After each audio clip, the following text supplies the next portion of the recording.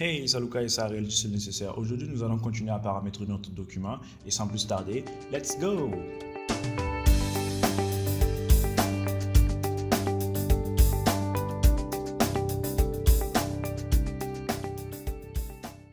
La dernière fois, nous avons eu à paramétrer les unités. Aujourd'hui, nous allons paramétrer les élévations. Ok?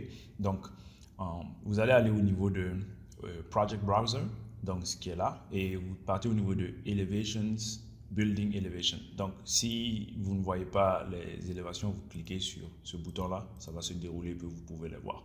Donc, on va aller au niveau de East qui est là, on double-clique et on ouvre. Donc, vous voyez que il y a ces éléments-là qui ont apparu. On voit Level 1, 0, Level 2, 4000. 4000, c'est 4000 mm. Ok? Donc, tout ce qu'on va voir ici, c'est en millimètres parce qu'on a paramétré nos unités en millimètres. Ok?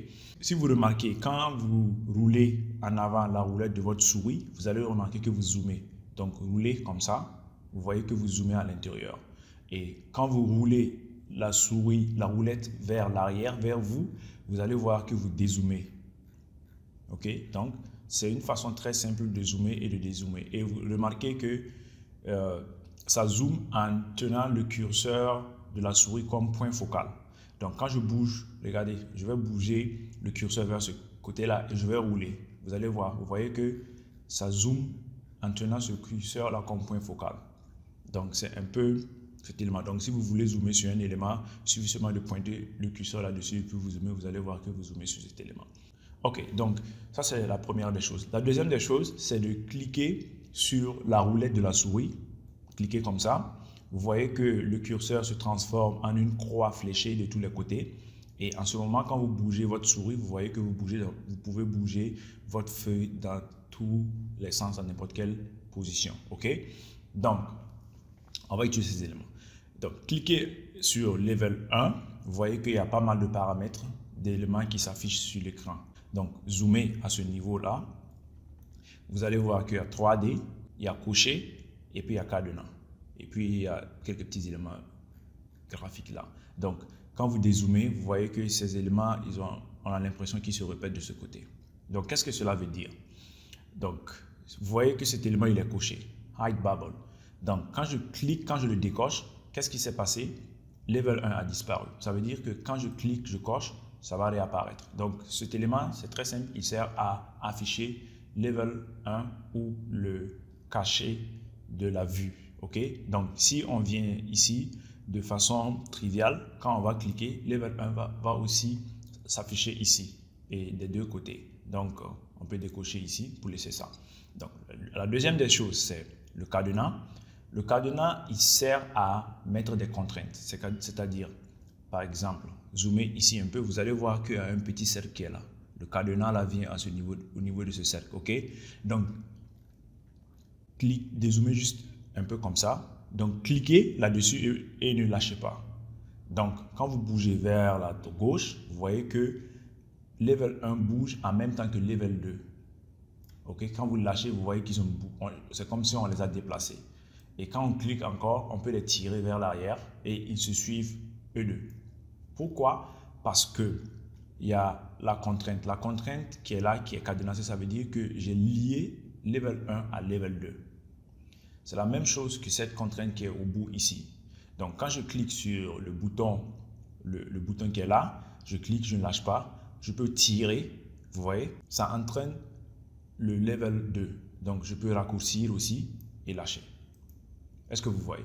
Donc, je le sélectionne et quand je clique sur le cadenas pour décadenasser, c'est-à-dire quand je débloque, vous allez voir qu'il ne sera plus lié à ça. Ça veut dire que j'ai enlevé la contrainte, donc il peut bouger librement.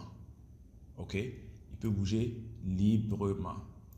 Et vous allez remarquer que ce trait interrompu n'est plus là, ici, parce qu'ils ne sont pas alignés. Et regardez, quand je l'envoie vers ici, vous voyez le trait interrompu apparaît qui me montre qu'ils sont alignés. Et quand je lâche, par défaut, ça rebloque, ça les remet encore en contrainte. Donc, qu'est-ce que cela signifie? Ça vous permet de pouvoir élargir la vue que vous allez voir ici. On va comprendre ça plus tard. La prochaine des choses qu'on va découvrir, c'est 3D. Donc, vous voyez 3D, quand vous cliquez sur 3D, le cadenas disparaît et ce qui se passe, c'est que généralement, ce n'est plus en 3D. Ça veut dire que cette vue-là ne sera plus en 3D. OK? Remettons-le en 3D. Et cet élément qui est là, la dimension temporaire, on appelle ça la dimension temporaire, il donne la distance entre les deux niveaux. Donc, c'est cette distance qu'il affiche ici, 4000, et c'est cette même distance qu'il affiche ici. Donc, si je veux ramener mon niveau 2 à 3 mètres à partir du sol, du niveau 0, il me suffit de cliquer ici ou de cliquer ici pour modifier. Donc, quand je clique ici, je peux modifier et mettre 3000. Je mets OK. Donc, remarquez que c'est le niveau qui est en bas qui est monté. Le niveau level 1 est monté. Vous voyez qu'il n'est plus à 0, il est à 1000. OK, il est à 1 mètre. Donc, ça veut dire quoi? Ça veut dire que quand je clique sur un élément et que la dimension temporaire apparaît et que je modifie cette dimension temporaire va bouger l'élément que j'ai cliqué pour modifier. Donc, je reviens un peu en arrière, par exemple. Je vais cliquer comme ça.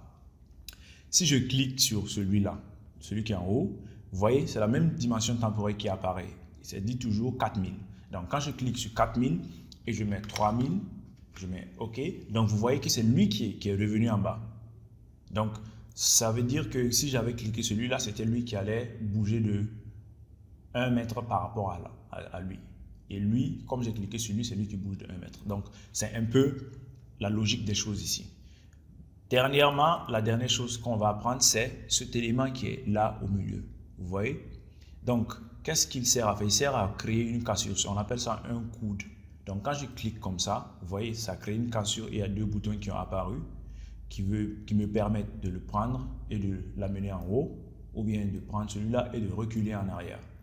OK?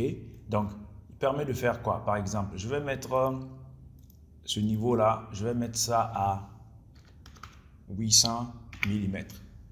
OK? Et je vais ramener ça à son niveau normal.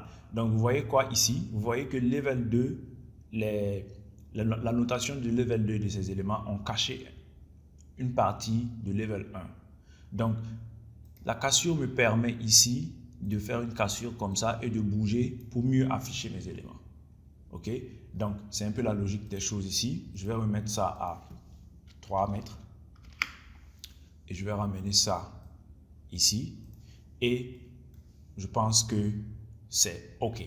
Donc, si vous avez des commentaires, des questions, des suggestions, n'hésitez pas. Commentez, likez, share. N'oubliez surtout pas, Salukai Sarel, c'est juste le nécessaire.